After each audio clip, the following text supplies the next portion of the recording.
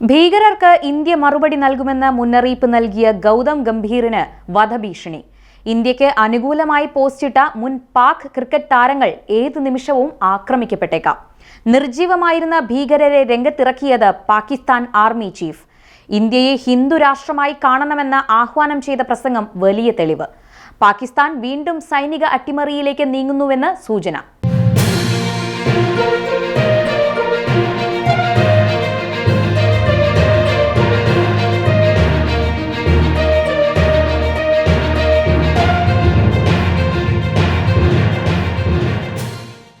Indian cricket team പരിശീലകനും മുൻ BJP MP-യുമായ Gautam ഗംഭീറിനെ കൊന്നുകളയുമെന്ന് ഭീകരർ.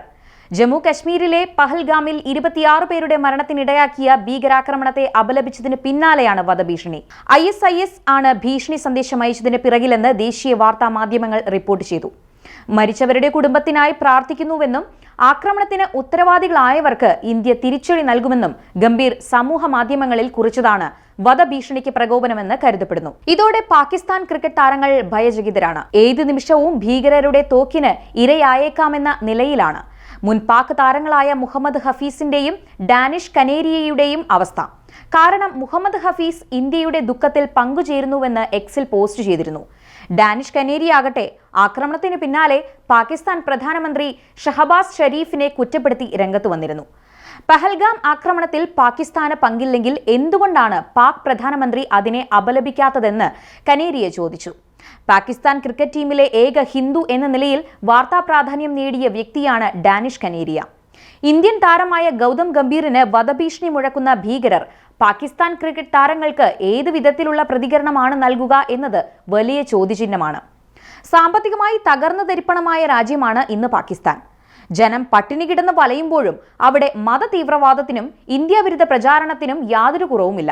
എന്നാൽ രാജ്യം സാമ്പത്തികമായി പാപ്പരായതോടെ പാക് സൈന്യവും ചാരസംഘടനയായ ISIയും ഭീകര സംഘടനകൾക്ക് നേരിട്ട് പിന്തുണ കൊടുക്കുന്ന രീതി അവസാനിപ്പിച്ചതായി BBC അടക്കമുള്ള മാധ്യമങ്ങൾ ചൂണ്ടിക്കാട്ടിയിരുന്നു.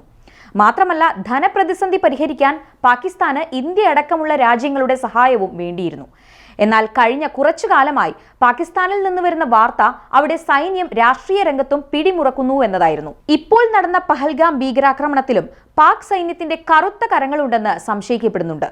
കുറച്ചു കാലമായി പിൻവലിഞ്ഞു നിന്ന കാശ്മീർ ഭീകരരെ പ്രചോദിപ്പിച്ചത് Pak army chief general Asim Munir ദിവസങ്ങൾക്ക് മുൻപ് നടത്തിയ ഒരു പ്രകോപനപരമായ പ്രസംഗമാണെന്നും ആക്ഷേപമുണ്ട്.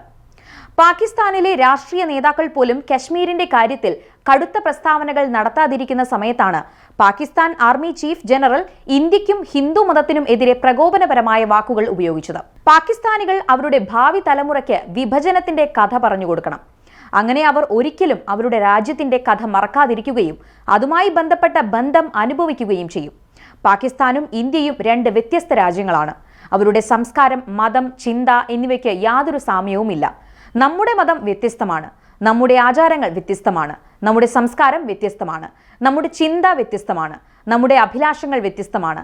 ഇതാണ് ദ്വിരാഷ്ട്ര സിദ്ധാന്തത്തിന്റെ അടിത്തറ. അത് സ്ഥാപിക്കപ്പെട്ടു. നമ്മൾ രണ്ട് രാജ്യങ്ങളാണ്, നമ്മൾ ഒരു രാജ്യമല്ല. നമ്മുടെ പൂർവികർ ഈ രാജ്യത്തിനായി ത്യാഗങ്ങൾ ചെയ്തിട്ടുണ്ട്. അതിനെ എങ്ങനെ സംരക്ഷിക്കണമെന്ന് ഞങ്ങൾക്കറിയാം. കശ്മീർ പാകിസ്ഥാന്റെ കഴുത്തിലെ രക്തക്കുഴലാണ്. ഒരു ശക്തിക്കും പാകിസ്ഥാനെ കശ്മീരിൽ നിന്ന് വേർപെടുത്താനാവില്ലെന്നും ആർമി ചീഫ് പ്രസംഗിച്ചു. ഇസ്ലാമാബാദിൽ നടന്ന ഓവർസീസ് പാകിസ്ഥാനീസ് പ്രോഗ്രാം കോൺഫറൻസിലാണ് അസീം മുനീറിന്റെ ഈ വിദ്വേഷ പ്രസംഗം. പ്രധാനമന്ത്രി ഷഹബാസ് ഷരീഫ് ഉൾപ്പെടെ പാകിസ്ഥാനിലെ എല്ലാ പ്രധാന നേതാക്കളും ഈ സമ്മേളനത്തിൽ പങ്കെടുത്തിരുന്നു. എന്നാൽ എല്ലാവരും അസീം മുനീറിന്റെ വാക്കുകൾ ശരിവെക്കുകയായിരുന്നു. ആർമി ചീഫ് മുനീർ കരുത്താർജിച്ചു വരുന്നത് പാകിസ്ഥാൻ വീണ്ടും പട്ടാള അട്ടിമറിയിലേക്കെന്ന സൂചനയാണ്. ഇതുതന്നെയാണ് ഭീകരർക്ക് പ്രചോദനമായതെന്നും വിലയിരുത്തപ്പെടുന്നുണ്ട്. പഹൽഗാമിലെ ഭീകരാക്രമണത്തിന് ഇരയായവരുടെ കുടുംബാംഗങ്ങൾ നൽകുന്ന സൂചന ഭീകരർ പേരും മതവും ചോദിച്ച് വെടിവെച്ചെന്നായിരുന്നു.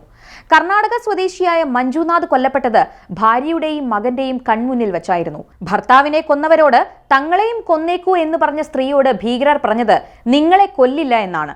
കാരണം നിങ്ങൾ ഈ ഭീകര കാഴ്ച മോദിയോട് പോയി പറയണം എന്നതായിരുന്നു ഭീകരരുടെ ആവശ്യം. പാക് ആർമി ചീഫിന്റെ പ്രസംഗം ഈ ഭീകരാക്രമണവുമായി ബന്ധപ്പെടുത്തി ചർച്ചയാകുന്നത് ഇതെല്ലാം കൊണ്ടാണ്. ഭീകരാക്രമണത്തിന്റെ ഉത്തരവാദിത്വം പാക് പിന്തുണയുള്ള ഭീകര സംഘടനയായ ദി റെസിസ്റ്റൻസ് ഫ്രണ്ട് ഏറ്റെടുത്തിരുന്നു. ലഷ്കർ-e-തൊയ്ബയുടെ അനുകൂല സംഘടനയാണ് TRF. 2019 ഓഗസ്റ്റിൽ ആർട്ടിക്കിൾ 370 റദ്ദാക്കുകയും ജമ്മു കശ്മീരിന്റെ പ്രത്യേക പദവി എടുത്തുകളയുകയും ചെയ്തതിനു ശേഷമാണ് TRF രൂപീകൃതമായത്. ലഷ്കർ-എ തൊയ്ബയുമായി ബന്ധമുള്ള സാജിദ് ജാട്ട്, സജ്ജാദ് ഗുൽ, സലീം റഹ്മാനി എന്നിവരാണ് TRFന്റെ നേതൃത്വത്തിലുണ്ടായിരുന്നത്. കറാച്ചി കേന്ദ്രീകരിച്ച് പ്രവർത്തനം ആരംഭിച്ച TRF സാമൂഹിക മാധ്യമ പ്ലാറ്റ്ഫോമുകളിൽ ശക്തമായ സാന്നിധ്യമാണ്. ടെലഗ്രാം, വാട്സ്ആപ്പ്, ട്വിറ്റർ, ഫേസ്ബുക്ക്, ടാം തുടങ്ങിയ പ്ലാറ്റ്ഫോമുകളിലെല്ലാം ഈ ഭീകര സംഘടന സജീവമാണ്. വ്യത്യസ്ത പേജുകളിലൂടെയും ഹാൻഡിലുകളിലൂടെയും ഇവ തീവ്രവാദ ആശയങ്ങൾ പ്രചരിപ്പിക്കുകയും സംഘടനയിലേക്ക് യുവാക്കളെ റിക്രൂട്ട് നടത്തുകയും ചെയ്യുന്നതായാണ് രഹസ്യാന്വേഷണ ഏജൻസികൾക്ക് ലഭിച്ച വിവരം. 2020 മുതലാണ് ആക്രമണങ്ങളുടെ ഉത്തരവാദിത്വം ഈ ഗ്രൂപ്പ് ഏറ്റെടുക്കാൻ തുടങ്ങിയത്.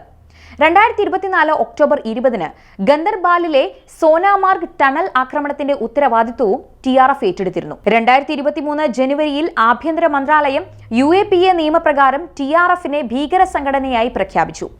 ഭീകരരുടെ നുഴഞ്ഞുകയറ്റം, പാകിസ്ഥാനിൽ നിന്ന് ജമ്മു കാശ്മീരിലേക്ക് ആയുധങ്ങളും മയക്കുമരുന്നുകളും കടത്തുക എന്നിവയിലും TRFന് ബന്ധമുണ്ടെന്ന് ആഭ്യന്തര മന്ത്രാലയം വ്യക്തമാക്കിയിരുന്നു.